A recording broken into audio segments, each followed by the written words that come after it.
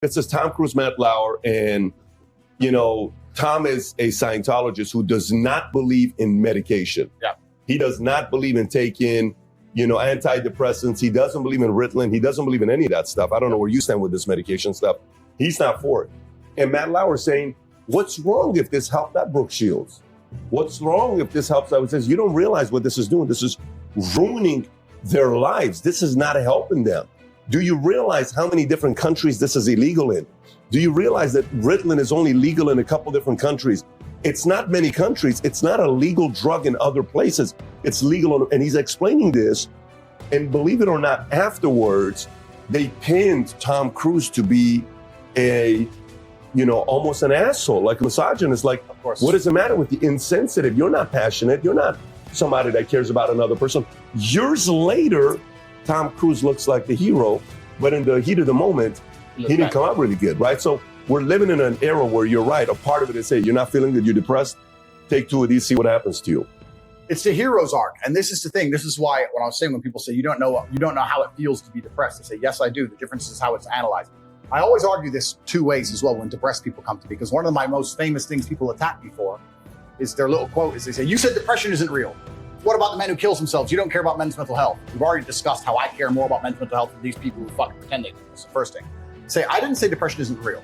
I said feeling depressed is real.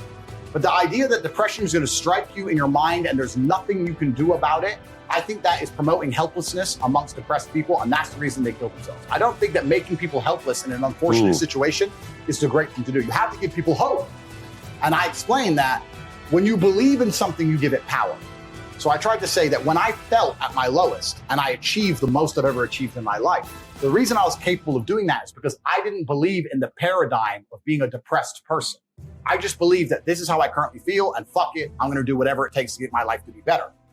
And I gave a very simple example, an analogy. I said, if you take 2 people, one believes in ghosts and one doesn't, you put them both in haunted houses, and in the middle of the night, there's a bang. The person who believes in ghosts is now terrified. There's a ghost, they're calling an exorcist, they're panicking in the room, they're hiding. The person who doesn't believe in ghosts goes wind and goes back to sleep. It's the same noise, it's the same scenario, but it's the belief that's powerful in their mind that and ruins their life. It's the belief in their mind that turns against them. And I've said this many times. I don't even give a shit about right and wrong. You can tell me depression's, you can give me with every scientific proof in the world, depression, blah, blah. I refuse to believe in things that take my power away from me. I'm only going to construct a mental model that allows me to be as powerful as possible. If believing in the idea of depression is going to take my own power away, then I won't believe in it. I don't want to believe in things that make me weak. If you want to reach me, I'm on Minict. Minict is a new app. It's fantastic. It allows me to interact directly with people. I get a lot of messages on email, a lot of DMs and those kind of things, but the people who are serious and want to have serious conversations and grow from them, whether it's a business opportunity or personal experience, etc., I'm on Minict, and I can't wait to interact with the serious individuals of the world. I believe in things that make me strong. And someone goes, well, you're wrong. Listen, let's assume you're correct and that makes me wrong. Let's say that you're right and you're depressed. Why would I want to adopt the thinking of a man who is sad? Why would I want to think like you? Wouldn't it better to be wrong and be happy and have a sports car and a yacht and a private jet? You want to talk about right? Look at your life. Why? Don't talk about right and wrong. Let's talk about success and results. I don't believe in things that take power from me. I never have. So when people email me and they start saying, I'm depressed. And what's funny is this. I talk to them and they desperately defend the idea of depression. I'm like, my friend, you just told me you're too depressed to be successful and depression has destroyed your life and you lost your girl. I'm telling you that enemy, the enemy in your life isn't real. And you're now sending me 10 emails a week trying to convince me that your enemy is a real thing.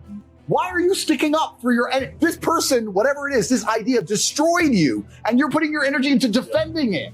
You should be on my team. Whose team are you on here? You want to sit here and convince me? I'm never going to believe you. I'm never going to adopt your thinking because your life is not successful enough for me to emulate. So why don't you try to adopt my way of thinking? Stop defending this. And they're defending it because it's a cure-all excuse. Depression or sadness is a cure-all excuse for men to use for failure. I have failed.